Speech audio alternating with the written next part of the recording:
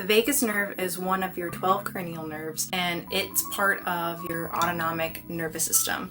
So your autonomic nervous system is responsible for things that are involuntary. So think of your breathing, your heart rate, your digestion, things like that. There are two branches in your autonomic nervous system. You have your sympathetic nervous system response and your parasympathetic nervous system response. So the sympathetic response is the stress or alert side of the autonomic nervous system, and your parasympathetic, think of paradise, right? It's your rest, digest, and relaxation response. So because it's autonomic, meaning it controls things involuntarily, you can't directly stimulate the vagus nerve, but you can stimulate it indirectly and kind of manipulate your body into a more relaxed or less stressed place.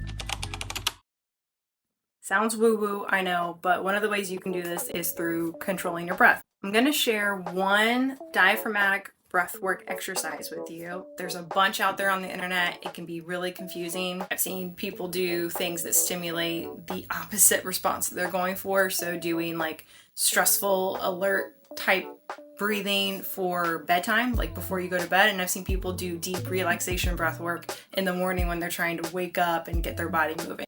I'm not going to go over all of that today. I'm just going to share one exercise. The goal is to bring your body down to get you back into a relaxed state. So a couple of precautions to take before doing this exercise. If you're someone that deals with respiratory or cardiac issues, always run something like this through your healthcare provider first, get their opinion, make sure that you're okay to do it and it's not gonna set you off. That being said, most people are gonna be okay to do this, but if you are someone that has one of these issues, always make sure to get a second opinion. So we don't want to make stimulating your parasympathetic response more challenging than it already is. We already live in a very sympathetic kind of world, and so taking away some things that are going to make it harder for you.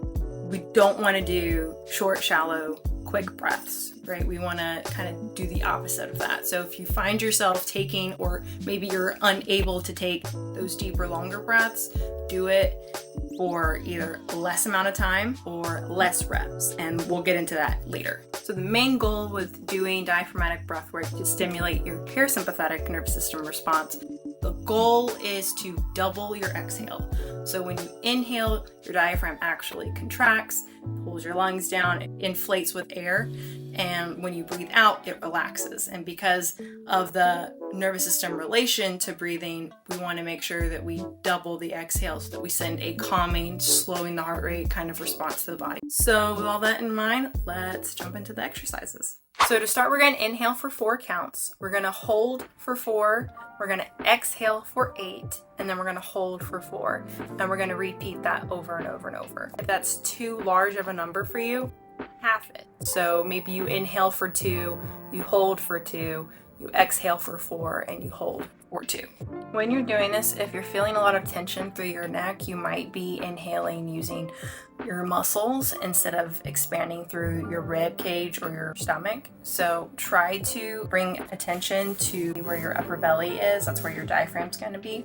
You want to think about expanding your ribs from side to side and from front to back. So it should be a deeper, fuller inhale and not so much a inhale.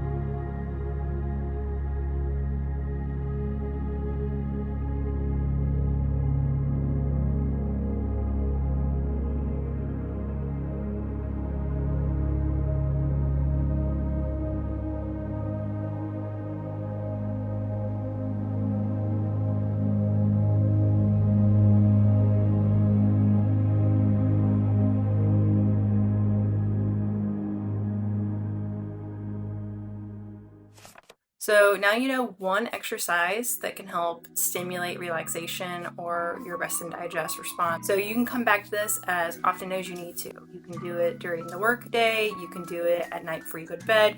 Maybe I wouldn't do it first thing in the morning because that's when you want to be kind of alert and waking up.